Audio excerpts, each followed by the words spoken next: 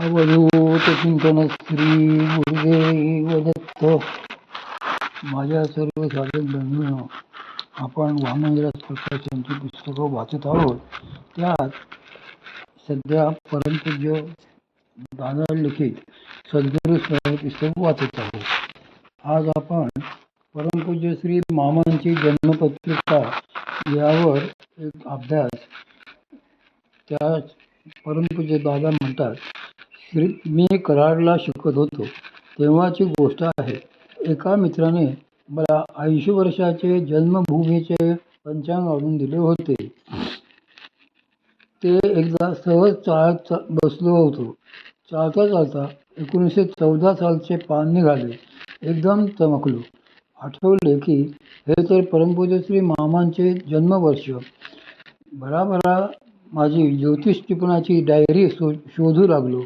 त्यात 25 जूनच्या पानावर केलेली एक गोष्ट नोंद सापडली.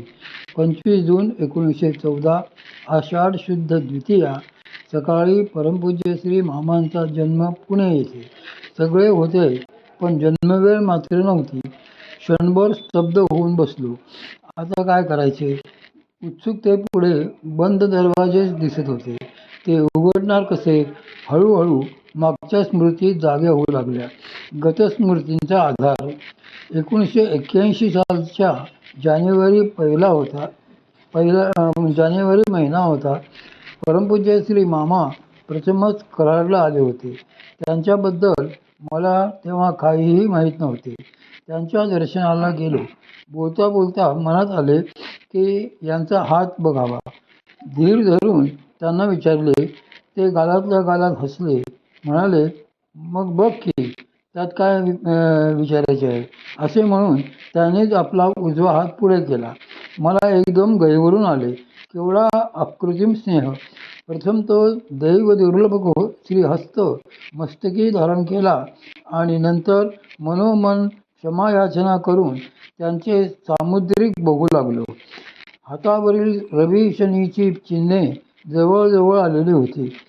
शनी, गुरु, मंगळाचे उंचवटे अप्रतिम होते आणि ज्यासाठी मी त्यावेळी त्यांचा हात बघत होतो ते माझे अनुमान सत्य निघाले. त्यांच्या बुध उंचवट्याचा कर्क राशीचे चिन्ह पडले होते. काही वेळापूर्वी जेव्हा मी तेथे येऊन बसलो होतो तेव्हा ते कोणाशी तरी बोलत होते. त्यांच्या एकंदर शरीरयष्टीवरून आणि चेहऱ्यावरून त्यांचे सिंहलग्न असावे असे वाटू लागले. नंतर त्यांचे बोलणे ऐकताना जाणवले की त्यांची बोलण्याची पद्धतही वेगळीच आहे. भराभर विचार चालल्याप्रमाणे ते भराभर बोलत आहेत. म्हणजे याचा अर्थ असा की त्यांचा बुध नेपच्यूनच्या जवळपास असलेला व्यवस्थानात पडला असावा आणि तेच मला हातावर सापडले होते. जर अनुमानित सिंह लग्न बरोबर असेल तर हा कर्केचा बुध वेळातच येईल. हा पडताळा जमला. नंतर आणखीही काही गोष्टी बघितल्या पण तो विषय काही डोक्यातून जाईना. तेथून परतताना श्री नाना कल्याणकरांना देखील मी तेच बोललो. अहो, यांची पत्रिका तुम्हाला माहिती आहे का? यांचा बुध व्यवस्थानात पडलेला दिसतो. हातावरही तसेच आहे. ते माहिती नाही म्हणाले. विषय तेथेच संपला. तोच आठवणीतला आधार मला आता मिळाला. सिंहलग्न अनुमानित धरून मी लग्नशुद्धी आणि नष्ट जातकाच्या पद्धतीने लग्न सिद्ध करू लागलो. त्यावरून अनुमानित जन्मवेळ आली. सकाळी 9:29 स्थानिक वेळ. मग पुढची गणिते करून पत्रिका पूर्ण तयार केली, लिहून ठेवली आणि जीवापाड जपली. पुढे मला वेळोवेळी या पत्रिकेचा वेगवेगळ्या बाजूंनी विचार करण्याचा छंद लागला. खूप ग्रंथ त्यासाठी बघितले. काही विशेष फलित किंवा शाखार्थ जुळले तर ते लिहून ठेवीत गेलो. तोच विचाराचा धागा आज उपयोगात येतो आहे. सिद्धांच्या पत्रिका वैशिष्ट्यपूर्ण. फलित ज्योतिषाचे अभ्यास ज्योतिष हे एक विशेष अंग आहे. पूर्वकर्मानुसार हा जन्म व या जन्मातील सुखोपभोग दुःखे वगैरे मिळतात, हा सिद्धांत आहे. पूर्वकर्मानुसार जे भोग या जन्मात भोगायचे असतील त्याला अनुकूल अशाच वातावरणात परिस्थितीत जीव जन्म घेत असतो. योगभ्रष्ट जीव सुशीनाम श्रीमंताम गेहे जन्म घेतो, असे श्री भगवंतांनी गीतेत 6व्या अध्यायात सांगितले आहे. त्या दृष्टीने फलित बघितले असता काही आश्चर्यकारक सत्ये निदर्शनास येतात. सामान्यांच्या आणि सिद्ध सत्पुरुषांच्या पत्रिकांमध्ये मात्र फलित प्रज्ञाच्या दृष्टीनेही मोठी तफावत आढळते. सिद्धांच्या पत्रिका बघितल्या तर एक गोष्ट प्रकर्षाने जाणवते. त्यांच्या बाल्यावस्थेतील पूर्वदशेतील फळे ही पत्रिकेनुसारच असतात, पण सद्गुरू प्राप्तीनंतरचे आयुष्य मात्र पत्रिकेनुसार असेलच असे सांगता येत नाही. पत्रिकेच्या कक्षेत न बसणाऱ्या अनेक अगम्य गोष्टी त्यानंतर घडू शकतात. पूर्वायुष्य जुळते, पण पुढचे सगळे अनुभव का नाही जुळत, हा प्रश्न मला अनेकदा पडायचा. विचार करूनही त्याचे उत्तर काही सापडत नव्हते. एकदा कऱ्हाडलाच त्याचे उत्तर गवसले. परमपूज्य श्री मामांचे प्रवचन सुरू होते. बोलता बोलता ते म्हणाले, साधक साधना करू लागला, श्री गुरूंनी सांगितल्याप्रमाणे वागू लागला की हळूहळू त्याच्या पत्रिकेतील एकेका स्थानाची शुद्धी होत जाते. त्या एकाच वाक्याने माझ्या सर्व शंका साफ धुवून निघाल्या. जसजसा सर्व उलगडा होऊ लागला तसतसा सर्व बाजूने अर्थ समजू लागला आणि मी अंतर्बाह्य थरारून गेलो. कारण त्या वाक्याचा दुसरा अर्थ असा होता की दीक्षेनंतर प्रेमाने साधन करीत गेल्यास हळूहळू त्या परंपराशक्तीच्या इच्छेनुसार आयुष्य घडत जाते. कर्माचे सर्व बांध ती आपल्या अनिवार्य ओघात उद्ध्वस्त करीत जाते. साधकाचे सर्व असलेले आणि होणारे कर्म स्वतःमध्ये विलीन करीत जाते. माझ्या सर्व प्रश्नांना त्या एकाच वाक्याने उत्तर मिळाले. जणू काही ज्योतिषशास्त्राकडे बघण्याची नवीन दृष्टी देणारे ते एक वाक्यरूपी अंजनच लागले. परमपूज्य श्री मामा या शास्त्रातील हिमालय परमपूज्य चालू केलंच नाही का? परमपूज्य सद्गुरू श्री मामा स्वतः या शास्त्रातील उत्तुंग अचल असे हिमालय आहेत. त्यांचा या ज्योतिषशास्त्राचा व्यासंग अतुलनीय, अगाध आणि अपार आहे. आडल्या नडलेल्यांना पत्रिका बघून मार्गदर्शन करताना त्यांना बघितले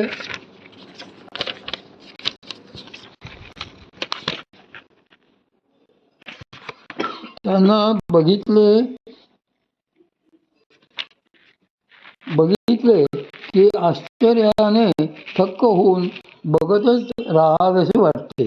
इतक्या अचाट वेगाने ते पत्रिका बघत अचूक निर्णय घेतात की हे सामान्यांच्या कोटीबाहेरचे काम आहे, हे सतत जाणवत राहते.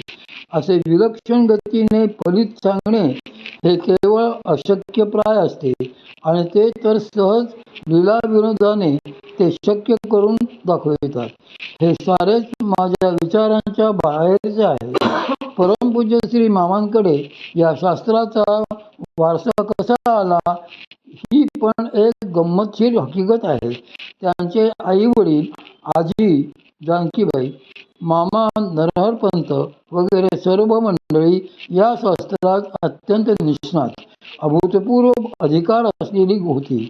लहानपणी वेळोवेळी या मंडळींकडून काही ना काही शिकायला त्यांना मिळाले.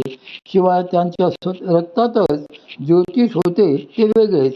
परमपूज्य श्री मामांच्या जन्माच्या वेळी त्यावेळेची पंचांग नोंद कोणी करून ठेवली होती की नाही हे सांगता येत नाही. पुढेही 2-3 वर्षे कुणी टिप्पण केले असेल असे वाटत नाही, कारण त्यांच्या अगोदरची भावंडे जन्मताच गेली होती. त्यानंतरच्या काळात कधीतरी कोणीतरी त्यांची पत्रिका केली असावी असे वाटते. त्या पत्रिकेचा त्यांच्या आईंनी आणि वडिलांनीही सखोल अभ्यास केला असला पाहिजे असे अनुमान काढण्यास भरपूर जागा आहे. जेव्हा परमपूज्य मातोश्रींनी परमपूज्य श्री मामांना ज्योतिष शिकवायला सुरुवात केली तेव्हा अगोदर तुझी पत्रिका फाडून टाक म्हणून सांगितले. त्यानंतर ही पत्रिका अज्ञातवासात काळाच्या उरात गेली. परमपूज्य श्री मामांचे अद्भुत अनुभव. परमपूज्य श्री मामांचे लग्न जेव्हा ठरले तेव्हा त्यांना स्वतःची पत्रिका माहीत असल्यामुळे ते त्यांच्या विरोधात होते. लग्नानंतर गृहसौख्य मिळणार नाही, गृहस्वामिनी फार काळ जगणार नाही याची त्यांना पूर्ण कल्पना होती. पुढे त्याप्रमाणेच घडले. वेळोवेळी ज्योतिषशास्त्राचे जे आडाखे नियम त्यांनी परमपूज्य मातोश्रींकडून शिकवून समजून घेतले होते ते त्यांनी आपल्या एका वहीत टिपून ठेवले होते. पुढे जेव्हा निवांत वेळ मिळाला तेव्हा ते सर्व त्यांनी सविस्तर लिहून काढले. त्या वह्या त्यांच्या एका स्नेहाने बघण्यासाठी म्हणून ज्या मागून गेल्या त्या परत कधी आणल्याच नाहीत. परमपूज्य श्री मामांनी त्याबाबत विचारताच त्या जळून गेल्या म्हणून त्याने खोटेच सांगितले. त्या अजून जळल्या नाहीत, पण पुढे मात्र खरोखरच जळणार आहेत असे शब्द परमपूज्य श्री मामांच्या तोंडून पटकन बाहेर पडले आणि त्या शब्दाचा प्रत्यय 1948 साली गांधी वधावत्तर झालेल्या जाळपोळीत त्यांच्या स्नेहांना आला. 1954 साली परमपूज्य योगीराज श्री गुळवणी महाराजांचे सोलापूरला श्री वैद्य मास्तरांच्या माडीवर त्यांना जे प्रथम दर्शन झाले तेव्हाही त्यांनी याच शास्त्राच्या स्फूर्तीने श्री महाराजांच्या पत्रिकेतील पंचम स्थानातील ग्रह सांगितले होते. परमपूज्य मातोश्रींनी त्यांना सांगून ठेवले होते की जसजसे ज्ञानेश्वरीचे रहस्य उलगडू लागेल तसतसे ज्योतिषाचे अंतस्फुरण कमी होत जाईल. पुढे विष्णू प्रयागला झालेल्या श्री भगवंतांच्या पाण्यातील दिव्य दर्शनानंतर अक्षरशः तसेच घडले गेले. पण आजही त्यांचे या विषयाचे ज्ञान भल्याभल्यांना थक्क करून शकणारे आहे. ते ज्ञान त्याची अशी अंशविस्मृती होण्यास अगोदर काय असेल ही कल्पनाही आज करवत नाही. अभ्यासाचे सोने झाले अशा समर्थ अलौकिक व्यक्तिमत्वाचे कार्यकर्तृत्व पत्रिकेच्या चौकटीत कधीही बसता येणार नाही हेच खरे. शाखा चंद्रन्यायाने केवळ त्या उत्तुंग विशालतेकडे अंगुली निर्देश मात्र करता येईल.